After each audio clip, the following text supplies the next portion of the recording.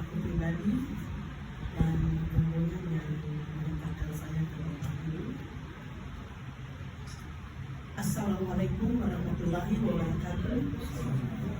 Shalom, selamat siang untuk kita sekalian. Yang saya hormati Ketua DPC PKB Partai Kebangkitan Bangsa Nasional, yang saya hormati seluruh pengurus Partai Kebangkitan Bangsa, yang saya hormati rekan-rekan saya pergunakan saya wakil relawan, yang kami hormati seluruh simpatisan yang berkenan hadir. Pertama-tama saya mengajak kita sekalian selaku umat beriman, marilah kita panjatkan puji syukur di hadirat Tuhan yang Maha Esa atas hidup dan perkenannya lah sehingga kita semua berkumpul di ruangan ini dalam keadaan sehat walafiat, dalam rangka kami pribadi saya menyerahkan berkas-berkas pencalonan Wali Kota Sorong periode 2024-2029 di Partai Kebangkitan Bangsa dalam keadaan baik. Saya mungkin menyampaikan beberapa isi hati yang saya mendalami, kemudian membuat saya sehingga saya bisa bergerak. Mohon izin sebelumnya, nanti visi dan misi itu belakangan. Saya berkiprah di dunia politik sebelum Bapak Lambertit mau belum jadi wali kota. Kemudian dalam perjalanan pemerintahan dari zaman periode pertama, periode kedua itu suami saya, Pak Wanda, suka duka yang dihadapi. Orang di luar tidak tahu masalah dan persoalan yang ada di pemerintahan. Yang tahu itu orang pemerintahan, kepala daerah, SKPD, dan termasuk kami DPR yang bermitra dengan pemerintah. Oleh karena itu, saya berprinsip bahwa apa yang dialami oleh suami saya tidak boleh kembali masuk di dalam lumpur atau lubang yang sama. Seperti itu, atau di lubang yang sama. Saya berprinsip bahwa siapa yang mau maju menyatakan Kota Sorong ini, kami pada prinsipnya mendukung. Tetapi karena berjalan waktu, ya, ada ustadz yang berdoa saya, tapi mereka tidak menyampaikan. Ada pendeta hamba Tuhan yang berdoa saya, tapi mereka tidak menyampaikan. Namun suatu ketika masa corona, pas akhir daripada tahun 2019, kami berangkat ke Timur Tengah di kota Yerusalem. Di situ ada, di sampingnya ada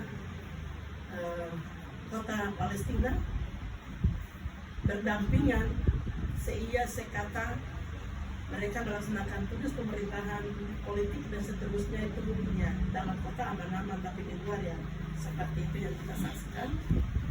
Kami pendeta saya ini kami naik ke Gunung Sion, tempat kedudukan Ka'bah atau Masjid Al-Aqsa, ya, masjid terbesar itu ada di kota Yerusalem.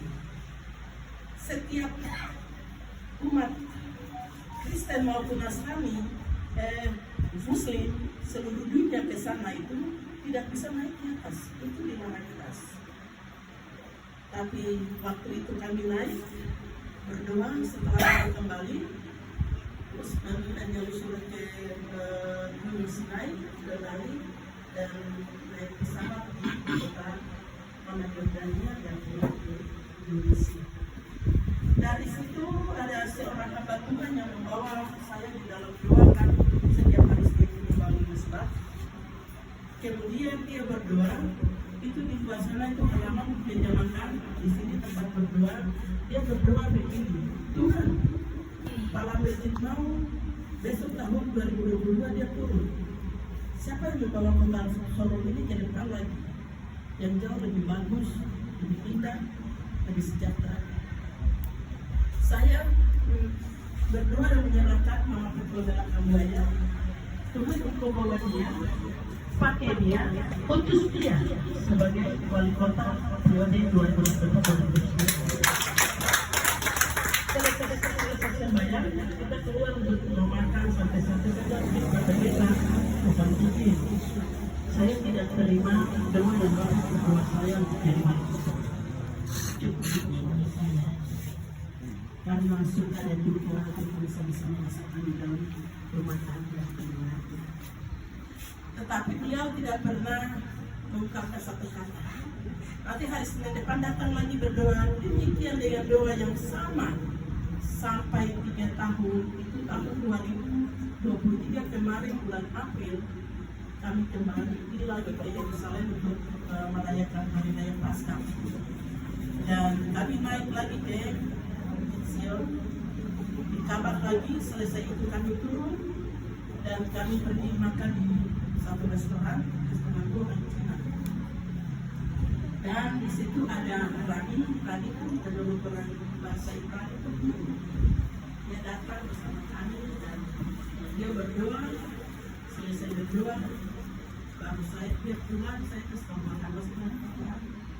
Terus aku sudah lihat desa membantu kota. Yang di luar sana disampaikan bahwa ini bukan sistem kerajaan, baru suami, istri, anak, juga ratu.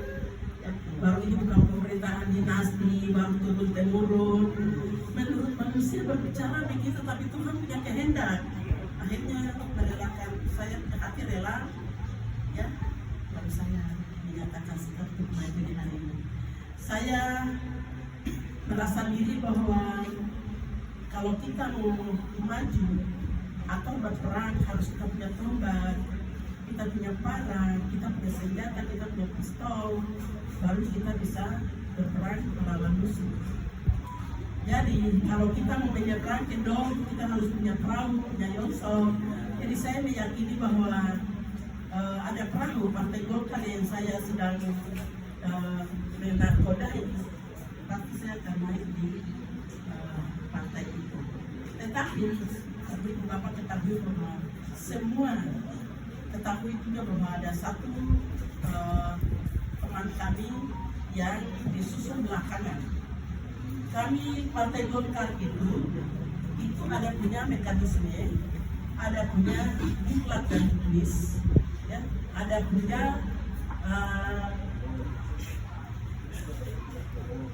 TO yang menetapkan itu dari pusat, provinsi sampai ke kota.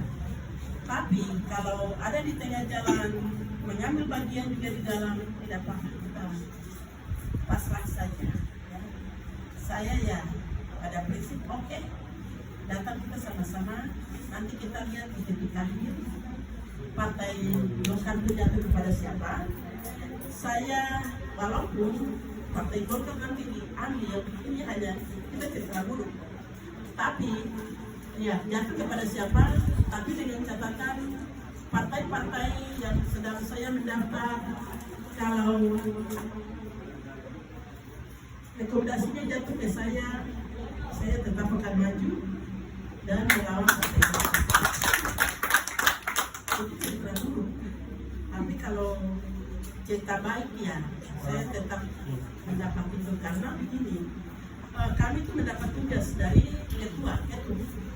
Itu surat tugas itu diberikan pada tanggal 23 November tahun 2023 dengan catatan bahwa setiap orang yang mencalon wali kota, calon bupati, calon gubernur dari seluruh Indonesia dari Sabang sampai Merauke, saya berikan tugas ini, surat tugas ini untuk Anda pulang dan bekerja memenangkan partai Golkar di daerahnya masing-masing. Tetapi dengan catatan yang memenangkan Golkar akan mendapat rekomendasi tanpa mahar. Jadi saya percaya itu bahwa pasti saya akan mendapat rekomendasi partai Golkar. Dan harapan saya partai-partai yang saya sudah datangi, ya dari pribadi saya tidak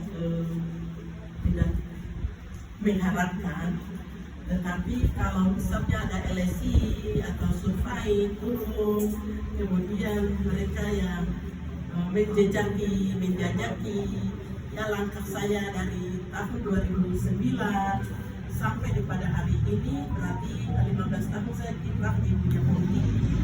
Latar belakang saya itu ASN, saya sebagai guru sekolah dasar, tapi karena kebutuhan pemerintah dengan legislatif yang tadi saya bilang bermitra, jadi harus ada orang legislatif yang mendukung program pemerintah. Saat itu ya tidak ada orang yang membantu, sehingga mantan wali kota pertama sampaikan kepada suami saya, bilang ibu kalau bagaimana dia maju DPR supaya bisa ya, membantu mendukung dalam segala keputusan pemerintah.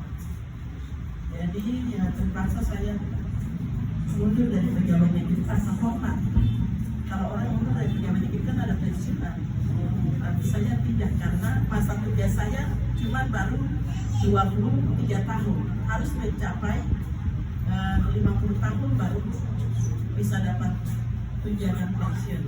Tapi itu tidak mengurangi bagaimana kita niat hati untuk membangun kota Solo bersama.